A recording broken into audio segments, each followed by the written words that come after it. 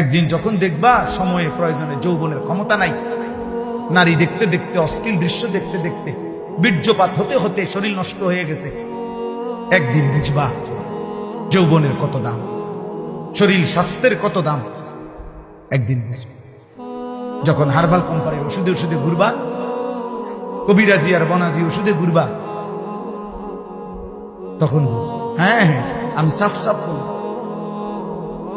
আল্লাহ বলছো ইয়াহফাজু ফুরুজাহুম, আমার বান্দা লজ্জাস্থান হেফাজত করো, লজ্জাস্থান হেফাজত করো। তুমি মোমেন, তুমি জিনা করো না, তুমি ব্যভিচার করো না,